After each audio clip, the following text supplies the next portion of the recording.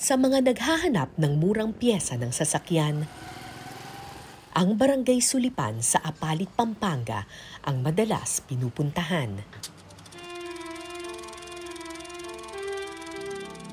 Pero maniniwala ba kayo kung sasabihin ko na ang maliit na baryo ng Sulipan ay minsan naging tirahan ng ilan sa pinakamayayaman sa ating lipunan? Na minsan sa kasaysayan, matatagpuan sa Sulipan ang mga naglalakihang mansyon at mga engrandeng handaan.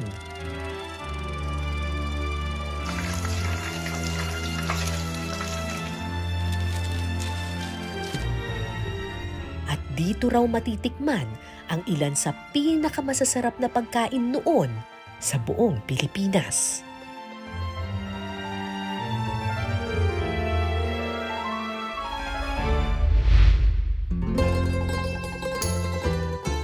Noong panahon ng mga Espanyol, ang Rio Grande de Pampanga ang daluyan ng lahat ng kalakal sa pagitan ng Luzon at Maynila.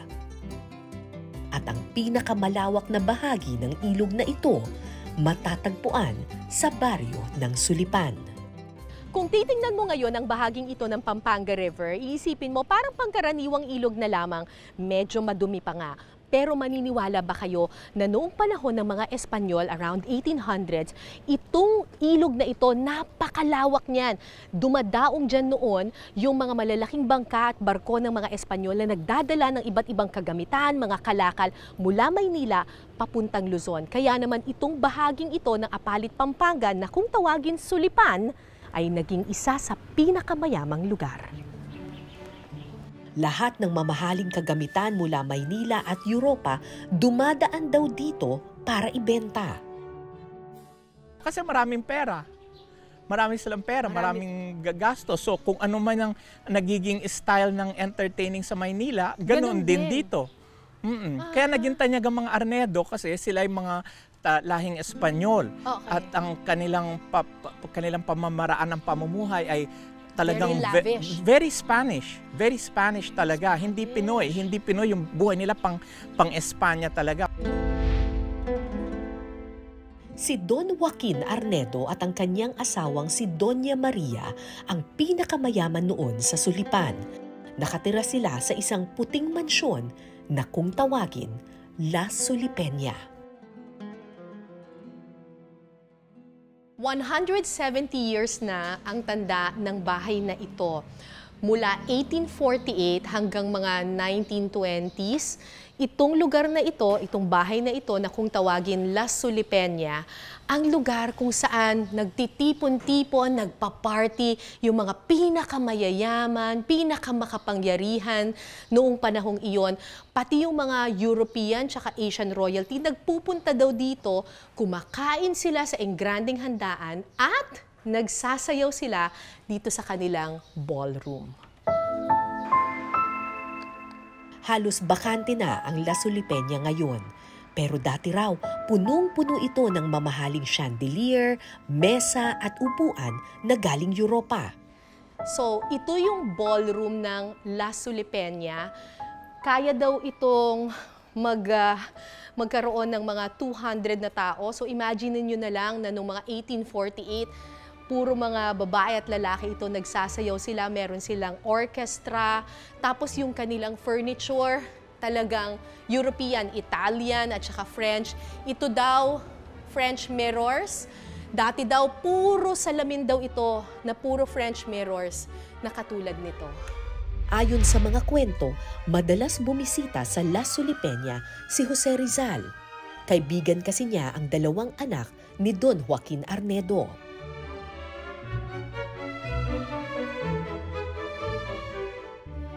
He would spend the fiesta days here.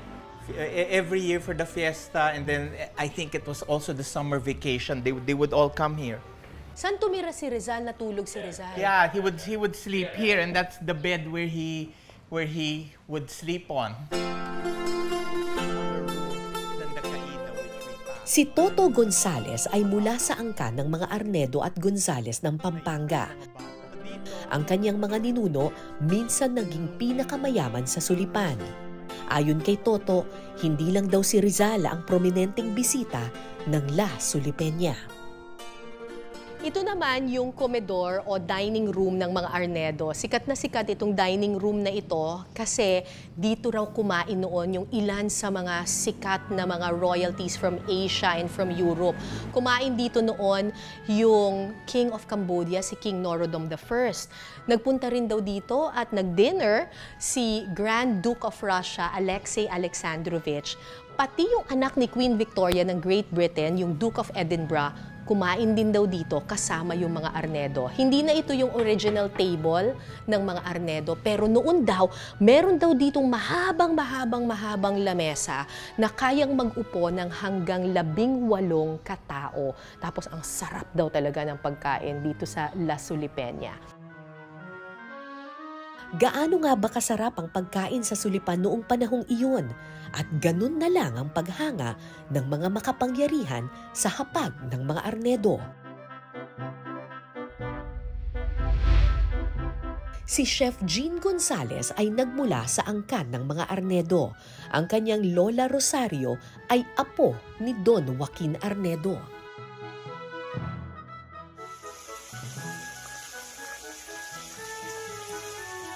So, ang yaman ng mga Sulipenyo nun. Oo. Bumababa yung mga Europeo, Oo. mga Basque, seafarers French, kung ano ng mga nationality, nakikihalubilo sa mga tao.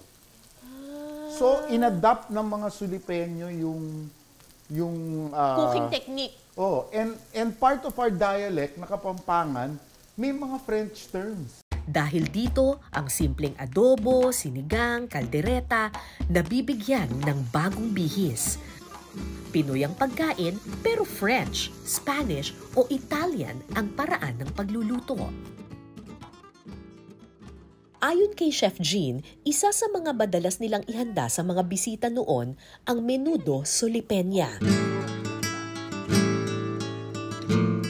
Pero kung sa atin, baboy, hotdog, carrots at patatas ang sangkap ng menudo, ang menudo ng Sulipan, baka, chorizo, hamon, paprika, garbanzos at brandy ang pangunahing sangkap. Hindi rin daw sila gumagamit ng karaniwang mantika, olive oil at butter lang ang ginagamit panggisa. So, And yung of mga course, sulipan dishes talagang butter talaga. Eh, ang Medyo mahal ng butter. at saka olive oil ang base. And you have to remember, in those times, butter was canned. Canned Oo, butter. delata butter noon. Talaga.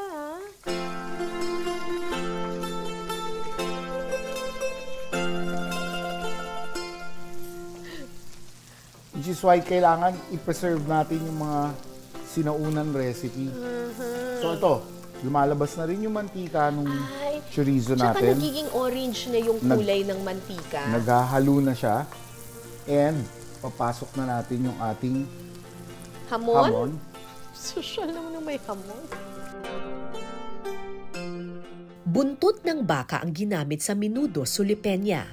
4 na oras itong pinalambot, nilagyan ng alak, paprika at iba't ibang pampalasa. Paano yan lalapot? O, lalapot na siya ng... Ayan, Ay, oo nga, no? Oo.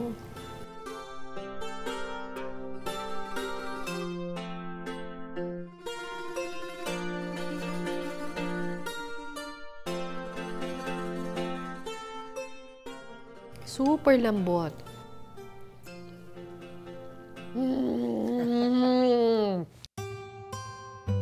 Naging tanyag ang husay sa kusina ng mga Sulipenyo, kaya nang itatag ang kauna-unahang kongreso sa Pilipinas, pawang mga Sulipenyo ang kinuhang magluto ng engrandeng hapag ng Malolos Congress. Ipinamana ng mga matatandang Sulipenyo kay Chef Jean ang mga lumang recipe nung panahong iyon. Inipon niya ito at ginawang libro para hindi man natin mabalikan ang nakaraan, maaari nating matikman ang kasaysayan. Ang iluluto natin ngayon ay pastel de pichones con champiñones. pigeon pie with mushrooms. Ito daw yung isa sa mga hinahain ng mga taga-Sulipan sa kanilang mga bisita kapag may mga special occasion or mga party doon sa Grand Arnedo House. Pero pigeon ang ginagamit dito, kalapate. Wala akong nakuhang kalapate. So, pwede naman daw i-substitute sa manok. Tulad ng ibang pagkain sa Sulipan, hindi nagtipid sa sangkap ang pastel de pichones, hamon, chorizo, mushrooms, mantikilya, harina at alak. Alak na naman. Lalagyan ngayon natin ito. So, para matanggal mo yung lagkit-lagkit na yan, kailangan mong i-deglaze yung pan. So, minsan ang ginagamit lang ay tubig, pero dahil social yung mga taga-Sulipan, ang pag-deglaze nila ay brandy.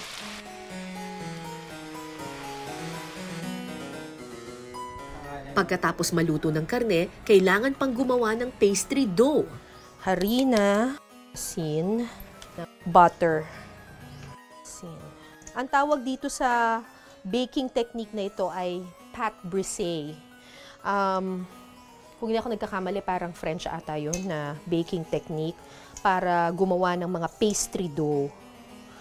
So, makikita ninyo talagang sobrang daming butter nito. Yung butter, kailangan ma-coat siya ng harina. Naging dilaw na, oh.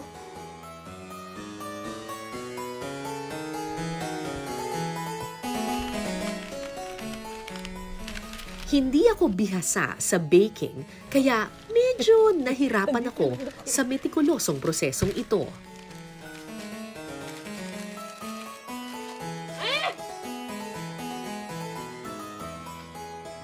Ay, nako. Next episode natin, akyat na lang tayo ng bundok. Hirap.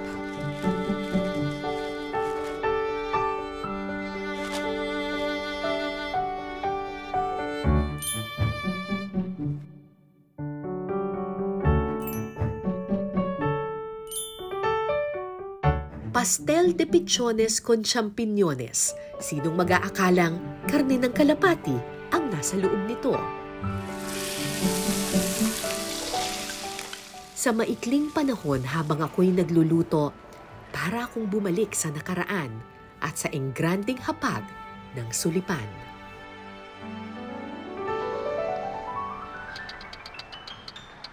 Parang ang laki ng kusina.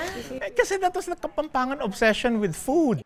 So, itong buong ito ay kusina, pero imagine niyo na lang, 1/3 pa lang ito ng kanilang kusina. Yung kanilang original kusina, bukod sa dito, extends up to there.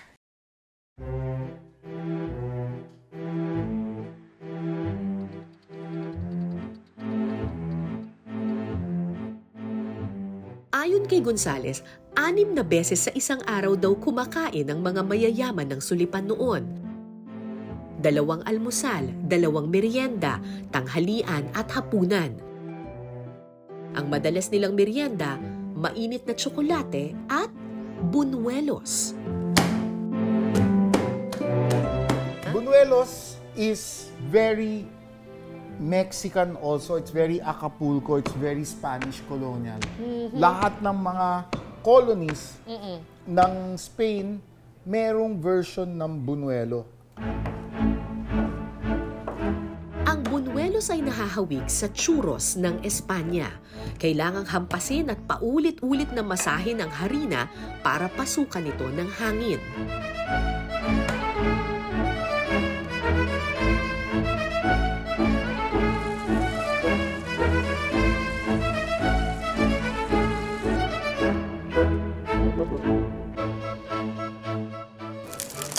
Ay, talagang may ano siya, no? Crunch siya, no? Ang resulta, malutong sa labas pero malambot sa loob. Uwi mo. Ang hirap lang gawin.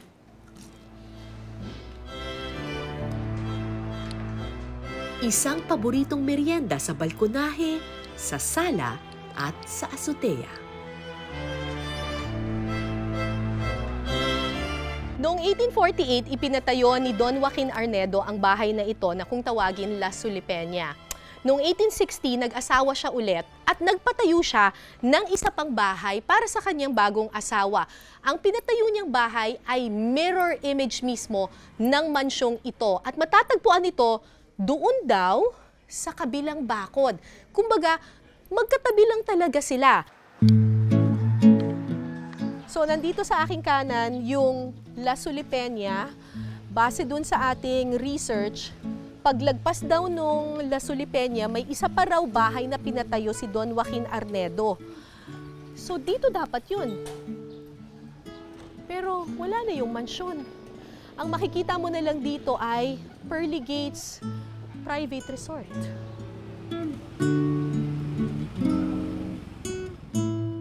Nalaman ko na binenta na pala ng mga Arnedo ang lumang bahay ng kanilang lolo Joaquin. May kilalang pastry chef yung mga Arnedo. Ang pangalan niya ay Juan Padilla. Sobrang sarap daw ng mga ginagawa nitong cookies, cakes, etc.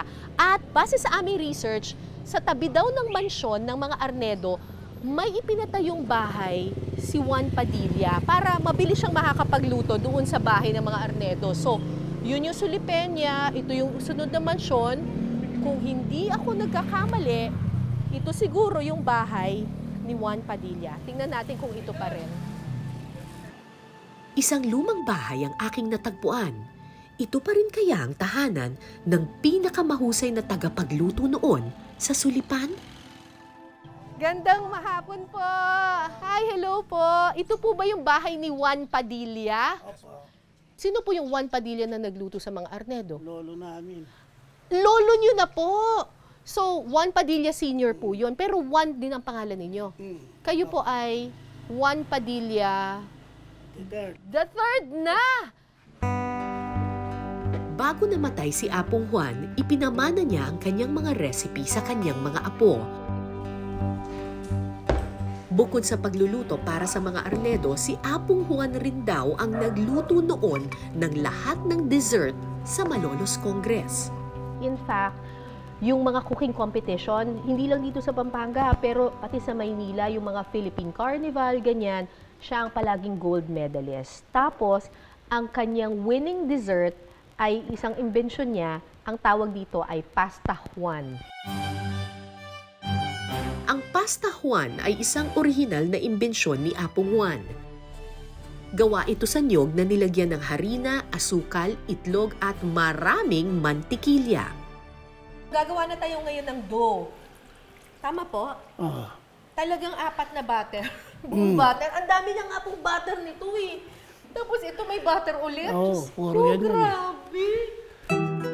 Buhay pa ang panaderya ng mga Padilla. Hanggang ngayon, gumagawa pa rin sila ng tinapay, panaritas at mga biskwit na San Nicolas. Pero kaunti na lang daw ang bumibili. 69 years old na ngayon si Tatay Juan. Mabagal na siyang kumilos, kaya ang mga recipe na ipinamana sa kanya, itinuturo na niya sa kanyang mga anak. Ang problema, May interest ba yung mga anak ninyo? Yung iba, wala eh. Yung babae, ang ano niya, magtuturo na siya. Yung isa, nagtatrabaho. Hindi minsan nakakasama namin gano'n pagka nagtatrabaho. May kanya-kanya nung ano eh. sa bagay hindi rin natin sila masisisi. Wala na rin daw kasing bumibili. Para bang nakalimutan na ang lasa at kultura ng nakaraan.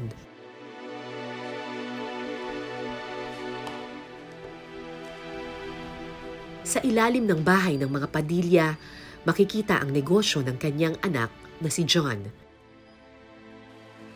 Tulad ng iba pang bahay sa Sulipan, ang mga dating naglalakihang mansyon, bentahan na ngayon ng pyesa ng mga lumang sasakyan.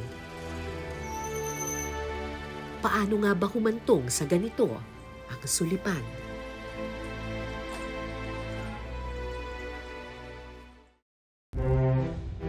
Ang Rio Grande de Pampanga ang daluyan noon ng lahat ng kalakal mula Maynila. Ito ang dahilan kung bakit yumaman ang Baryo Sulipan noong panahon ng mga Espanyol. Pero nang dumating ang mga Amerikano, nagbago ang daloy ng ilog na ito. Noong 1930s, sa panahon ng mga Amerikano, para mas mapabilis yung daloy ng mga kalakal, ang ginawa ng mga Amerikano, pinalakihan nila yung isang bahagi ng Pampanga River. Gumawa sila ng isang man-made canal or man-made river. Ito yon. Tapos nagpatayo sila ng isang steel bridge na tinatayuan ko ngayon. Ang nangyari, yung bahagi ng Pampanga River na dumadaan dun sa Sulipan ay nawalan ng saysay or nawalan ng gamit. Nang mawala ang ilog sa Sulipan, nawala na rin ang negosyo ng mga Arnedo. Natigil ang mga handaan at kasiyahan. Nagsitayuan na yung mga highway, yung mga daan, ang tren, dumating na. Nawalan ng importansya yung ilog. Kumbaga nun, siya yung pinaka-highway, ngayon hindi na, sideway na lang. At ang ilang mansyon, binenta at inabandona. Para pang napag-iwanan na ng panahon yung golden age ng Sulipan at nag-move on na. Yung mga pamilyang prominente dito, marami sa kanila nagsilipatan na sa Maynila dahil gusto nilang maging edukado sa Maynila ang mga anak. Yung mga bahay na iwan na lang sa mga bantay. Ang mga magarbong kagamitan sa La Sulipenia, pinagparte-partehan. Binenta ang karamihan at ang iba inilagay sa mga museo tulad nito sa Dasmariñas, Cavite. Bukod sa La Sulipenia, may isa pang mansyon na ipinatayo ang pamilya Arnedo. Ano na kaya ang nangyari dito? Base sa aming research, sa bungad daw ng Barangay Sulipan sa harap ng ilog, matatagpuan yung unang bahay na ipinatayo ng mga Arnedo, yung matandang Arnedo pa, si Manuel Arnedo at saka yung kanyang asawang si Engracia.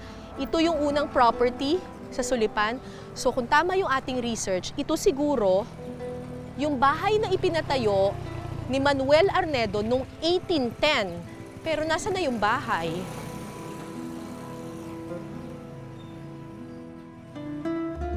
Gandang araw, ma'am. Kumusta po? Ako po si Cara. Ang hinahanap po namin ay yung bahay ng mga Arnedo na tinayo daw noong 1810. Ito ba yun? Ang alam ko po, ito na lang po yung natira. Ito po, ito. Parang, ayan na po yung azotea. Ito yung azotea, yung parang balkonahe ba yun? Oo. Nasan yung bahay? Nagiba na po dahil tatayuan ng amboklaw, yung transmitter? Ang pamilya Aguas ang nakabili ng lumang bahay ng mga Arnedo Gonzales. Isang mansyon na gawa sa Nara at Mulave. Pero gaano man katibay ang kanyang pundasyon, wala itong laban sa nagbabagong panahon. Ito na lang yung naiwan doon sa mansyon ng mga Arnedo na itinayo noong 1810. Noong 1930, nagpatayo raw sila ng isa pang bahay na dito raw makikita. Isang lumang bahay na maganda daw, parang mansyon din. Pero ang problema, last year, nagdesisyon ng NGCP, National Grid Corporation of the Philippines, na ipagiba yung bahay na ito. Bakit? Kasi kung nakikita ninyo yung mga transmitter na iyon, tatamaan niya mismo directly yung bahay ng mga Arnedo dito. Ang proyektong ito ay bahagi ng 300 milyong pisong programa para mapaganda ang supply ng kuryente sa Pampanga. Ayon sa NGCP, lahat ng kanilang proyekto ay sinisiguradong may right-of-way clearance. January 2022, ipinagiba ng gobyerno ang bahay ng mga Arnedo Gonzales. Ang mga salamin, hagdan, at iba pang kagamitan nakatambak na lamang. Ang mga alaala ng mayamang nakaraan, mistula ng nakalimutan. Tuluyan na nga bang nabura ang kasaysayan ng Sulipan?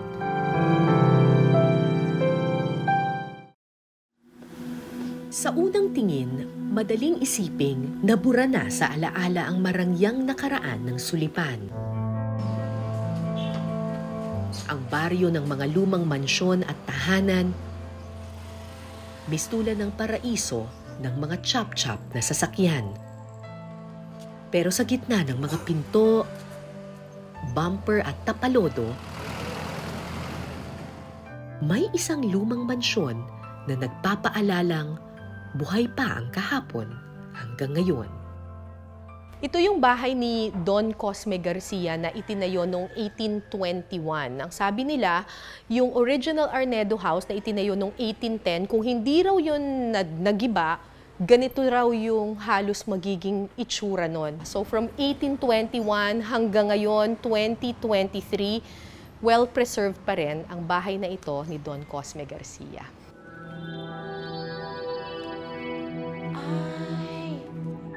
Naitago pa nila pati ang sinaunang titulo ng bahay na ito. Bakit nga ba ganun na lang ang kanilang pagpapahalaga sa nakaraan? Di ba usually yung ibang pamilya, pag namatay na yung mga magulang nila, pinaparty-party na nila, di ba? Kami ayaw namin ng gano'n, nagkasundo kami. Bakit?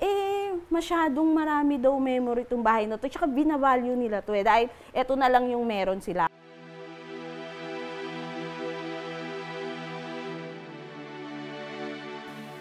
Madaling isiping wala nang halaga ang mga bagay na pinaglumaan na.